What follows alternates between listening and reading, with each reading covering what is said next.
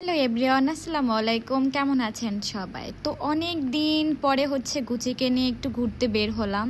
ওকে নিয়ে হয়তো 2-3 মাস ওরকমভাবে বাইরে ঘুরতে যাওয়া হয় না। আর গুচি যেহেতু ঘুরতে খুবই পছন্দ করে, তো আমি একটু সময় পেলেই গুচিকে নিয়ে ঘুরতে যাই। তো আজকে গুচিকে ওর খালামণি ঘুরতে নিয়ে গেছিলো। মাশাল্লাহ মাশাল্লাহ, ওর খালামণি গুচিকে খুবই ভালোবাসে। আর ওইখানে যাওয়ার পরে মানে গুচিকে আমি এতটা চিল মুডে কখনো দেখিনি।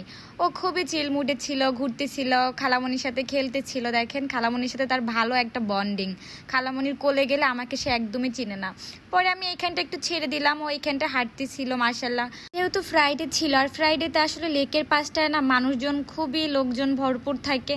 তো আমি গুচিকে ওইভাবে ছাড়ার সাহস পাইনি, এইখানটা একটু ছেড়ে দিছিলাম। আর ও ওই যে আমি ডাকতেছিলাম, ও লেজ দিয়ে আমাকে সাড়া দিচ্ছিল। তো গুচি যেহেতু সেলিব্রিটি মানুষ, সে কোথাও যে শান্তিতে বসতে পারে না, তাকে সবাই দেখতে আসে। আর অনেকের তো অনেক প্রশ্ন থাকে যে গুচির 2 চোখ 2 কালারে কেন, ও কি লেন্স পড়ছে নাকি?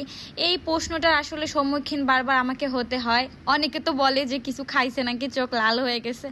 তো যাই হোক, যারা আসলে বিড়াল সম্পর্কে বুঝে তারা হয়তো এরকম নোংরা মন্তব্য করে না। তো গুচির জন্য সবাই দোয়া করবেন। তো ও বসেছিল, দেখেন মাশাল্লাহ মাশাল্লাহ। আর এই লেকের পাশটায় কিন্তু পর্যাপ্ত পরিমাণের বাতাস, আলো সবটুকুই ছিল।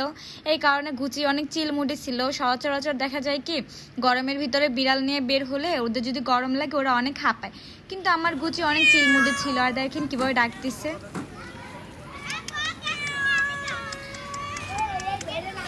তো আমি গুচিকে একটু ছেড়ে দিলাম, আর যেখানেই ছাড়তেছিলাম ও সেখানেই বসে পড়তেছিল।